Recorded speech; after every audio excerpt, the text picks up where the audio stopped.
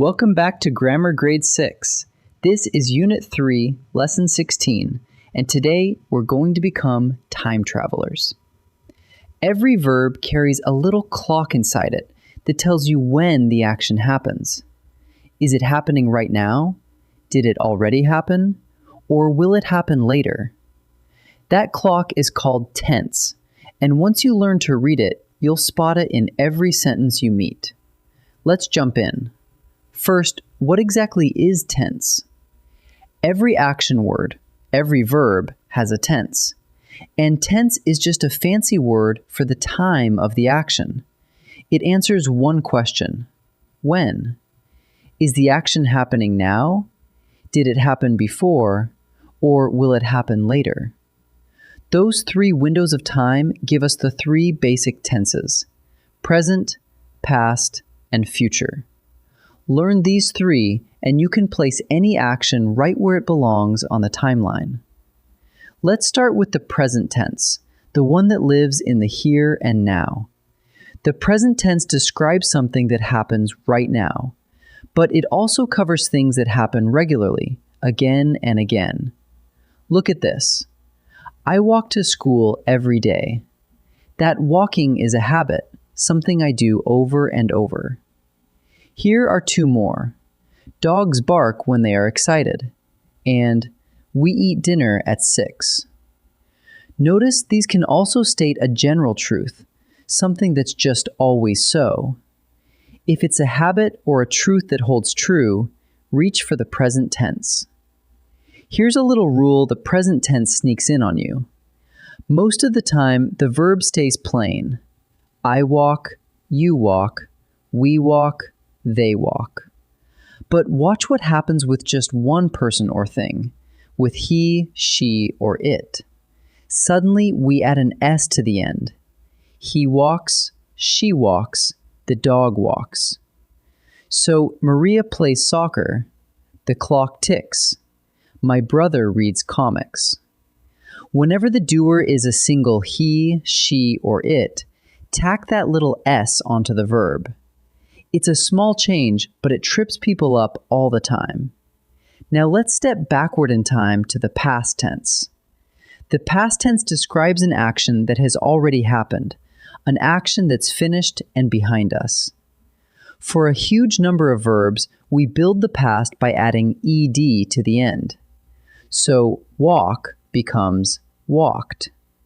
Look, yesterday I walked to school. Here are two more. We painted the fence last weekend, and the team cheered loudly. Do you hear that ed ending doing the work? Painted, cheered, walked. Those are all in the past, already done, and that little ed is the signal. And now let's leap ahead to the future tense. The future tense describes an action that hasn't happened yet, something still up ahead of us. We build it with a helping word, the word will, placed in front of the verb. So walk becomes will walk. Look, tomorrow I will walk to school. Here are two more. We will visit the museum on Friday. And the movie will start soon. Notice we don't change the ending of the verb at all this time. We just add will in front, and the whole action slides forward into the future. Now let's put it all together with one single verb and watch it travel. Take the verb jump. Yesterday it jumped, sits in the past, back over here on the left. Right now it jumps, lives in the present, in the middle. And tomorrow it will jump, waits in the future, up ahead on the right. See how the arrow carries it from left to right, from past to present to future? It's the same verb 3 different times. That arrow is your timeline, and every verb you meet rides along it somewhere. Let's boil the whole lesson down to one quick question you can ask about any verb. When did the action happen?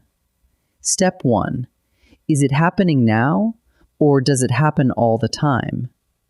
Then it's present, like walks. Step 2. Is it already done and finished? Then it's past, like walked. Step 3. Has it not happened yet? Then it's future, like will walk. Ask when, and the answer points you straight to the tense. Ready to try a few together? In this first set, read each sentence, find the verb, and decide which tense it's in: present, past, or future. Pause the video and try each one yourself before I give the answer. Last night, we watched the fireworks. Where's the verb? It's watched. Do you hear that ed ending? And the words last night tell you it already happened. So the answer is past. My sister rides her bike to practice. The verb is rides. Notice that little S on the end, because it's just one person, she. And this is something she does regularly, as a habit. So the answer is present. We will plant tomatoes in the spring. Look at the verb, will plant. There's that helping word will sitting in front, and the planting hasn't happened yet. So the answer is future. Now each sentence gives you a time clue, and you choose the verb form that matches it. Read the clue carefully, then pick the tense that fits. Pause and try each before I answer. Tomorrow the class blank a new book. The word tomorrow points ahead into the future, so we need will in front of the verb. Started is past, starts is present, but will start is future, so the answer is will start. Every morning the rooster blank at dawn. The words every morning tell you this is a habit, something that happens over and over, right now. That's present tense. And because a rooster is just one it, we add the S, crows. So the answer is crows. An hour ago, the rain blank suddenly. The phrase an hour ago points backward to time that's already finished. That means past tense, and we add ed to make stopped. So the answer is stopped. Let's wrap up what we learned. A verb's tense tells you when the action happens, like a little clock tucked inside the word. The present tense is for now or always, and remember to add that S for he, she, or it. The past tense is for actions already done, and we often add ed. The future tense is for things not yet done, and we just put will in front. Ask when, and you'll always find the tense. In our next lesson, we'll dig into the different parts of a main verb. Great work today. I'll see you there.